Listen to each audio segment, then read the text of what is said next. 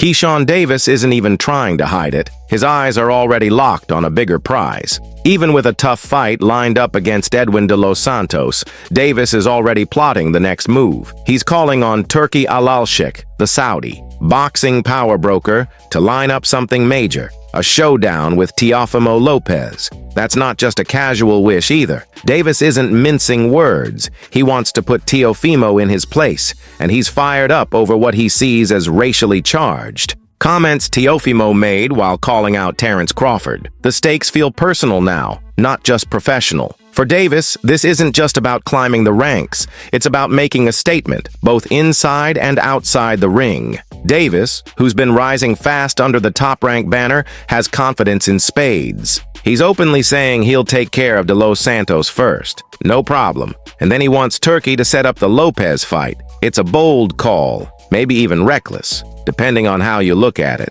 Because in boxing, overlooking the guy in front of you is always risky. Still, Davis seems sure of himself, almost daring anyone to doubt him. But here's the thing. Getting that Teofimo fight isn't just about calling it out. The politics of boxing don't move that simply. Turki Alalshikh might be powerful, but Lopez and his father, Teofimo Sr., have their own plans. And those plans probably don't include someone like Keyshawn Davis, at least not right now. Lopez and his camp have made it clear. They've got their eyes on Jaron Boots Ennis at 147 pounds. That's a fight that comes with more money, more hype, and frankly, more legacy. Lopez has already done the dance at 135 and 140, and fighting someone like Davis, who's still building his name and hasn't fought the top-tier guys, doesn't do much for their brand. For them, Keyshawn is a step backward, not forward. The Ennis fight is the kind of matchup that elevates careers. It's the kind that fills seats and makes headlines.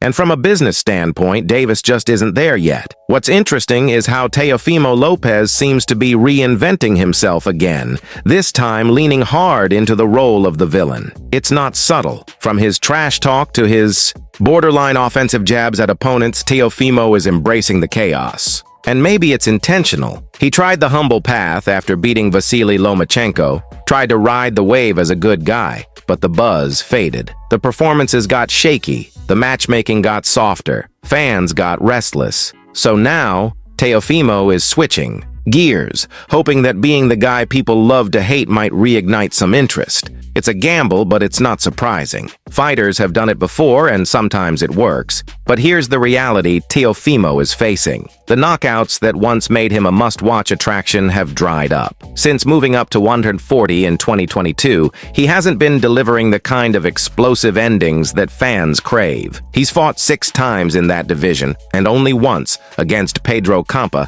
did he stop his opponent. That's a big drop-off for a guy whose early career was built on power. And that matters because fans don't just want to see wins. They want violence. They want that moment where a fighter ends it all with a single shot. Lopez hasn't been giving them that, and it's starting to show in the way fans talk about him. In the middle of all this, Keyshawn Davis might be making a dangerous mistake by looking past De Los Santos. That kind of confidence can backfire in boxing. De Los Santos is no pushover. He's got power, real power, and even though he hasn't been in the ring for a while, that kind of danger doesn't go away. He's still young, just 26, and the loss to Shakur Stevenson in 2023 doesn't erase his ability to hurt people. Fighters coming off a loss are often the most dangerous. They've got something to prove. They're not thinking about the next fight or the next paycheck. They're thinking about redemption. Davis, on the other hand, might be a bigger name right now, especially with the top-ranked machine behind him,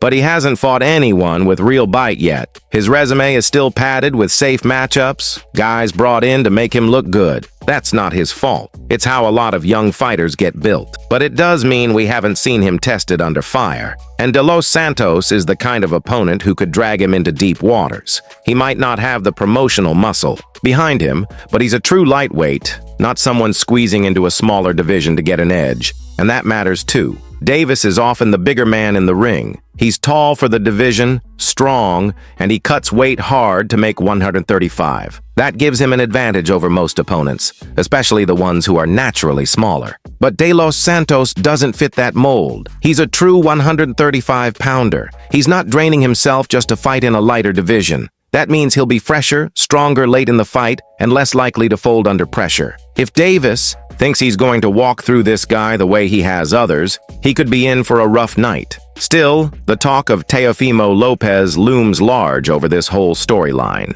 There's no denying that a Davis versus Lopez fight would draw attention, especially with the bad blood forming. The racial undertones of Teofimo's comments toward Terrence Crawford didn't go unnoticed, and Davis calling that out adds a real layer of tension. It's not just two fighters chasing a payday anymore, it's personal. That's the kind of animosity that sells fights. That's the kind of heat that makes fans pick sides, tune in, and talk about it for weeks. Davis knows that, and he's playing his part, leaning into the drama and trying to push the right buttons. But for all the talk, none of it matters if Davis doesn't take care of business first. Boxing is brutal that way. One slip-up, one bad night, and all the big plans vanish. The Teofimo fight? Gone. The media buzz? Dead. That's the pressure every fighter deals with, but especially someone like Davis, who's trying to break into the top tier. If he underestimates De Los Santos and gets caught, it won't just be a loss. It'll be a major setback, maybe even a career-altering one.